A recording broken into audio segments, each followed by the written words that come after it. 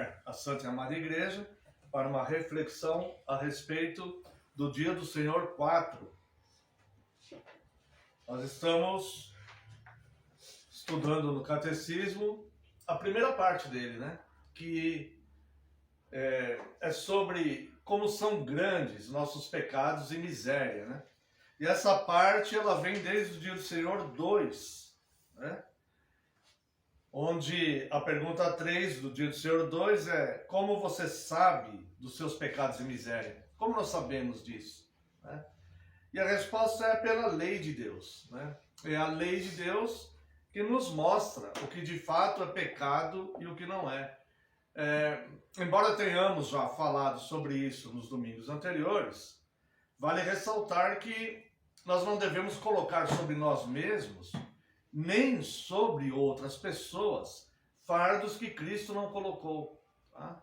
Às vezes nós temos um pensamento particular sobre o que é pecado. E às vezes algumas denominações religiosas cristãs com as suas tradições têm também alguns pensamentos particulares do que é pecado. Mas o que é pecado de fato é o que Deus fala que é pecado, o que as Escrituras falam que é pecado, tá? É nisso que nós devemos prestar atenção, né? Ter o foco, né? Para que nós não venhamos de fato a pecar contra Deus e também não colocar um peso sobre nós mesmos que o próprio Cristo não coloca sobre nós, né? Então, o que é pecado nós sabemos que estamos em pecado e miséria por causa da lei de Deus, pois o pecado é a transgressão da lei. Tá? E embora nós respeitemos denominações ou pessoas que julgam que tal coisa é pecado, sendo que a Bíblia não diz que aquilo é pecado, mas somente Deus é legislador, né? Nenhuma instituição, a igreja não pode criar leis para dizer o que é pecado ou não. Os pastores, os oficiais, as pessoas não podem criar leis e dizer o que é pecado ou não. Somente Deus é o legislador e Ele colocou as leis. Então sabemos pela lei de Deus o que é pecado e o que não é. Tá bom? Depois a pergunta 4, né? O que a lei de Deus exige de nós é amar a Deus e amar ao próximo. Já vimos que a abordagem do 1º ao 4º mandamento, amar a Deus, e do 5º ao 10º mandamento, amar ao próximo. Pergunta 5 do Dia do Senhor 2 nos deixa totalmente impotentes diante de Deus. Você consegue guardar tudo isso perfeitamente? Obviamente não. E aqui não é nem uma questão, é uma questão teológica também, claro, mas é uma questão perceptível pela sinceridade. Qualquer pessoa de qualquer denominação cristã pode olhar para si mesmo e saber que ela não consegue cumprir perfeitamente a lei de Deus. Nós não conseguimos satisfazer a lei de Deus totalmente. Então é óbvio que vamos precisar de um substituto para fazer isso por nós, alguém santo. Sabemos que é Cristo, né? Mas ainda não chegamos lá nessa parte do catecismo, tá? Depois vem o Dia do Senhor 3. Então Deus criou o homem assim tão mau e perverso? Não, obviamente não. Vemos que Deus criou o homem bom, pois ao terminar a sua obra da criação, em Gênesis 1:31, Deus olhou tudo que criou e viu que era muito bom, tá? Então, se era muito bom, obviamente não havia o mal moral. Então, Deus não criou o mal moral nem o homem mau. Deus criou o homem bom. No entanto, pela influência que o homem recebeu de Satanás e por sua própria responsabilidade e culpa, deliberadamente, o homem então decidiu pecar contra Deus. E Salomão vem dizer então que o homem caiu em muitas astúcias. Foi criado bom, mas se meteu em muitas astúcias. A pergunta 7, de onde veio então a natureza corrompida do homem? Se o homem foi criado bom, a resposta é da queda. Tá? E a pergunta 8, né, do Dia do Senhor 3, mas somos tão corruptos que não somos capazes de fazer bem algum e somos inclinados a todo mal? Sim, o homem, no período da inocência, nossos pais no Éden, eles possuíam o livre-arbítrio. Eles foram criados bons, à imagem e semelhança de Deus, e capazes de fazer o bem. Mas eles também tinham a possibilidade de escolher o mal, porque o arbítrio deles foi criado livremente. E isso Deus fez por justiça e por amor. Porque Deus criou raça humana e deu capacidade de escolha a eles. Então Deus não forçou o homem a ser obediente e fiel a Deus. Deus mostrou que haveria o mal e que o mal geraria a morte, né? E Deus ensinou isso a eles, tá? Mas eles, dotados de livre-arbítrio no período da inocência, né, dos nossos pais, eles escolheram o pecado. Ao escolher o pecado, eles perderam a liberdade do seu arbítrio. Não se tornaram robôs. O homem continua até hoje podendo fazer escolhas. No entanto, ele não pode escolher as coisas santas do alto, né? Como santificação, como salvação, perdão dos seus próprios pecados. O homem ele não consegue isso. Ele não tem essa liberdade, né? Então ele depende da ação de Deus para isso. Haviam duas árvores no jardim. Haviam várias árvores, né? Mas duas em especial. Uma delas, a árvore do conhecimento do bem e do mal. Até o homem comer dessa árvore, ele era totalmente livre. Então, era contornável a situação. Pela sua escolha. Havia a possibilidade de não comer e a possibilidade de comer. Ele poderia não comer do mal e perpetuar a sua vida em santidade eternamente no bem. Era livre para isso. Sendo livre, ele escolheu o mal. Aqui, logo no começo, nós vemos que ele perdeu o seu arbítrio, pois da primeira árvore, ele tinha total liberdade para comer ou não daquele fruto. Estava orientado a não comer e advertido que aquilo traria consequências gravíssimas. Mas não estava sem arbítrio para escolher. E escolheu livremente, escolheu o mal. Nesta queda, ele perdeu a sua liberdade, pois a segunda árvore, que é a árvore da vida eterna, ele já aí virou incontornável, ou seja, ele já não tinha mais a opção de comer dessa árvore, pois Deus o expulsou do jardim e colocou um anjo com uma espada protegendo essa árvore. Isso é misericórdia e bondade de Deus, a fim de que o homem não comesse dessa árvore e perpetuasse então o seu estado pecaminoso. Então o homem ele já não tem mais o arbítrio totalmente livre, como ele tinha até o momento que ele escolheu o mal. Tá? Então, a culpa, obviamente, é do homem. Adão, representante federal da humanidade, escolheu o mal e nós herdamos já esta tendência para o mal que surgiu na queda. O homem, então, tornou-se escravo do pecado. E todo ser humano tem uma tendência para o erro. É por isso que erramos. E precisamos então da ação de Deus para fazer o bem, pois todo bem procede de Deus. Tá? O homem pode ter até atos de bondade, mas ele não consegue ser benigno sem a regeneração do Espírito Santo. Então, entramos agora no dia do Senhor 4, que é o último dia dessa primeira parte do catecismo, que vem explicar sobre como são grandes nossos pecados e miséria, e que situação que nós não podemos resolver por nós mesmos, porque não temos um arbítrio livre, totalmente livre para isso. Tá? Dia do Senhor 4, pergunta 9. Mas Deus, dia do Senhor 5. Dia do Senhor 4, perdão. Dia do Senhor 4. Pergunta 9. Mas Deus não age injustamente com o homem ao exigir em sua lei aquilo que o homem não consegue cumprir? Essa é uma pergunta natural. Porque as pessoas falam, poxa, mas se Deus deu essas leis, e é o código moral perfeito, é a moral perfeita, absoluta, que reflete o caráter positivo de Deus. Né? E Deus não erra, Deus não comete um mal moral. Né? Então Deus deu essa lei. A pergunta é, mas então, como? Deus não foi injusto? Né? Porque se o homem não consegue cumprir, por que Deus exige que o homem cumpra essa lei? Né? Isso, por exemplo, essa pergunta ela é tão pertinente no catecismo, olha só. Esse catecismo ele foi escrito em 1563, ou seja, no século XVI. Tá? Houve um filósofo no século XIX, chamado Nietzsche, que escreveu um livro chamado Aurora e que influenciou muitos jovens a se rebelarem contra Deus, porque ele aborda justamente o que diz essa pergunta.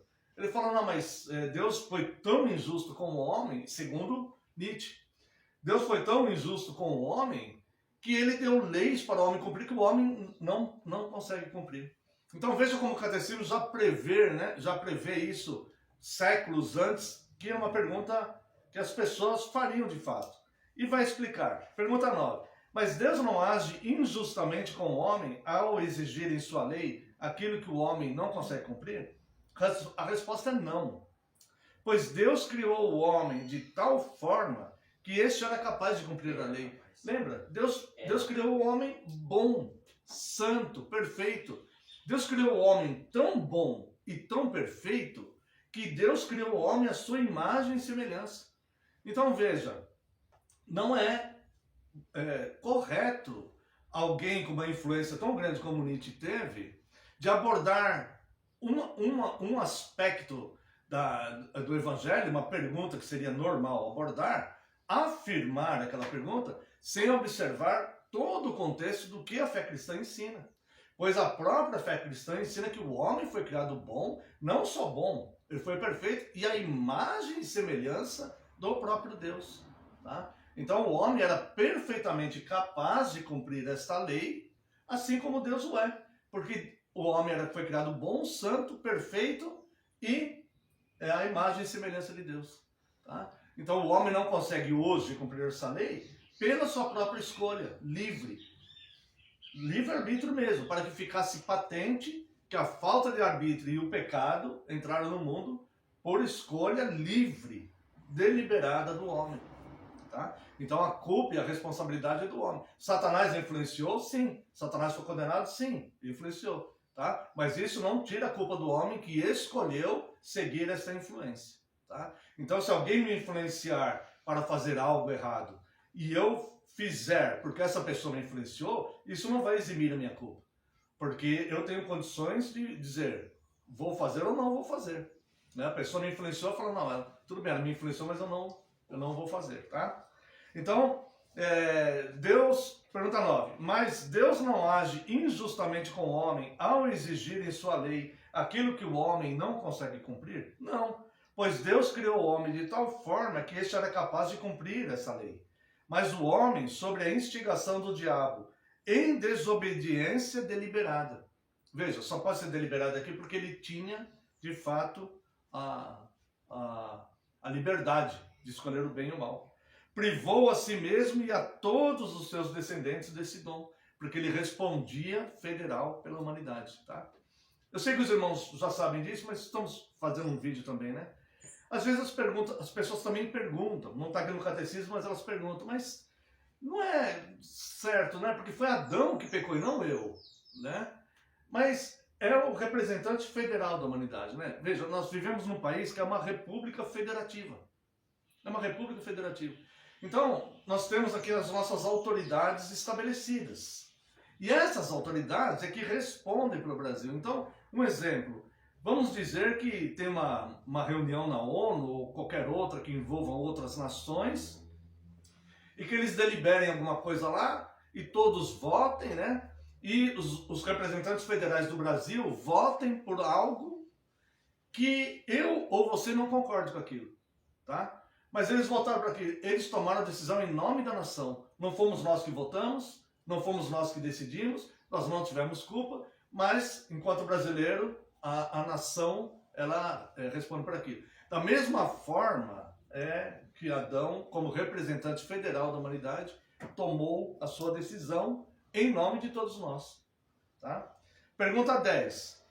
Deus permitiria que tal desobediência e apostasia ficassem sem castigo? Vimos que o homem, deliberadamente livre, totalmente livre, sofreu influência, é verdade, a influência de Satanás, mas tomou sua decisão livre. Ele tomou sua decisão livre. Tá? A pergunta é, então Deus permitiria que essa desobediência e apostasia, porque toda vez que o homem coloca a sua vontade pessoal contrária à vontade de Deus e prioriza a sua vontade, é uma espécie de apostasia. O mundo hoje está vivendo de forma em verdadeira apostasia, não digo nem a igreja também, né? Muitas vezes, mas o mundo, porque o mundo está rejeitando a moral de Deus, rejeitando totalmente a moral de Deus, isso é apostasia também, tá? Então a pergunta 10, Deus permitiria que tal desobediência e apostasia ficassem sem castigo? Certamente que não. Um Deus justo que fez uma aliança e um Deus fiel que cumpre sua parte na aliança. Então, Deus, obrigatoriamente aqui, ele tem que fazer justiça, pelo próprio caráter de justiça dele. Não fosse assim, nós não teríamos o porquê confiar em Deus. Porque se Deus abriu mão da justiça por causa de alguém, então nós não poderíamos confiar em Deus. Então Deus teria que fazer justiça totalmente. Tá? Então certamente Deus permitiria que tal desobediência e apostasia ficasse sem castigo? Certamente que não, irmãos. É óbvio que não. Um Deus justo, o que se espera de um Deus justo? Que faça justiça, né? Nós ficaríamos totalmente sem esperança nenhuma se o nosso Deus não fosse perfeito em justiça, se não fosse fiel à justiça, né? Nós vemos quanta crueldade nós vemos no mundo, quantas coisas que nos deixam indignados, né? E muitas vezes a justiça dos homens não pune essas coisas. Imagine se nós não confiássemos mais na justiça de Deus, ou tivéssemos um Deus que não fará justiça, né? Então, o pecado prevaleceria, o mal prevaleceria. Então a pergunta é, Deus permitiria que tal desobediência e apostasia ficassem sem castigo? Resposta, certamente que não. Veja, certamente, óbvio, claro que não, né? Pois tanto o nosso pecado original quanto os nossos pecados presentes, pecado original, o pecado que Adão, como cabeça federal da humanidade, cometeu. E os nossos pecados presentes, os nossos pecados que cometemos na nossa vida. Tá? O deixam terrivelmente irado. Por que deixam Deus terrivelmente irado?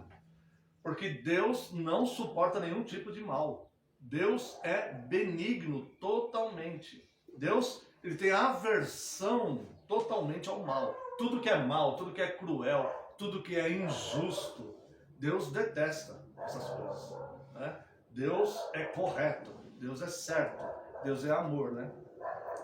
Por isso, então, tanto o pecado original como os nossos pecados presentes o deixam terrivelmente irado. Por isso, ele os castigará com justo juízo, ou seja, o pecado será castigado, tá? Agora e eternamente, conforme declarou: maldito todo aquele que não permanecer em todas as coisas escritas no livro da lei para praticá-las. Agora preste atenção, isso aqui está no Novo Testamento, tá? Pessoas que negam aí o Antigo Testamento e tudo, veja, isso aqui está no Novo Testamento, tá? É uma doutrina da igreja cristã legítima, Gálatas 3:10, tá? Maldito todo aquele que não permanece em todas as coisas escritas no livro da lei para praticá-las. Então veja, se nós não conseguimos praticar a lei, como nós vamos conseguir praticar toda esta lei, então? E o que vai acontecer conosco, né? Claro, nós sabemos que Deus providenciou Cristo, e é o que vamos começar a tratar, se Deus nos permitir, no dia do Senhor 5, no próximo domingo, que vai tratar sobre a nossa salvação, tá? Mas aqui termina com essa pergunta, né? Com essa situação. Ou seja, maldito todo aquele que não cumpre o que está escrito no livro da lei, que o próprio Deus escreveu com o seu dedo, né? Esses 10 mandamentos. Então, entrará simplesmente em maldição eterna. Veja como é grande, como são grandes os nossos pecados e miséria. E que consequência gravíssima, tá? Nós sabemos que Deus, por misericórdia, é o que pretendemos estudar, se Deus nos permitir, né? A partir do próximo ano, Deus providenciou Cristo. Então, Deus não deixou de ser justo, né? Punindo o pecado e o mal, mas Deus concilia com essa justiça a sua misericórdia. Então, ele levanta um segundo Adão para restabelecer a aliança que o primeiro Adão quebrou. É por isso que o próprio Deus fez homem, tá? Para tomar o lugar de Adão e, como homem, restabelecer a aliança. E dessa vez, Cristo cumpriu. Ele viveu e não pecou e cumpriu a aliança. Então, será o cabeça federal da igreja. Ou seja, todo aquele que estiver em Cristo, tá? Então, é por isso que nós temos a necessidade de Cristo, porque haverá aqui então uma substituição. Eu não consigo mais, por causa da quebra de Adão, da quebra de aliança, eu não consigo mais cumprir a lei perfeitamente. Eu tenho falhas, né? Eu não consigo cumprir essa lei perfeitamente. Mas eu me submeto a Cristo e Ele fará a substituição por mim. Ou seja, eu me submetendo a Cristo, o meu pecado cometido foi pago nele, na cruz do Calvário, quando Ele diz: Deus meu, por que me desamparaste? Porque o pecado faz separação entre o homem e Deus. E ali estava o meu pecado, o pecado da igreja, né? De todos os remídios estavam lá. Quem não está em Cristo terá que pagar eternamente pelos pecados cometidos, inclusive de Adão, né? Então, eis a necessidade de Cristo. Então, quando nós vemos aqui, que termina hoje, dia do Senhor 4, a primeira parte do catecismo, se a história terminasse aqui, se Deus não tivesse levantado Cristo, toda a humanidade estaria irremediavelmente condenada, né? Porque esses pecados, não consigo mais fazer o bem, não consigo cumprir a lei mais, né? Então não haveria esperança nenhuma, tá? Mas a nossa esperança chama-se Cristo, o Deus que se fez um de nós, e será explicado, né? Mais uma vez, se Deus nos permitir, a partir do dia do Senhor 5, tá? Mas até esse momento do catecismo que estamos, nós podemos ver como de fato a graça de Deus é grande sobre nós. Porque os nossos pecados e misérias, nós simplesmente não teríamos mais como resolver isso. Não teria como pagar, né? Todas essas questões. Porque a gente, por nós mesmos, nós não conseguimos mais, tá? Mas, louvado seja Deus por Cristo. E no próximo dia do Senhor, dia 5, o catecismo começa então a explicar, né? Essa graça maravilhosa da nossa salvação em Cristo. Que Deus abençoe essa porção desse estudo. Quero convidar a Santa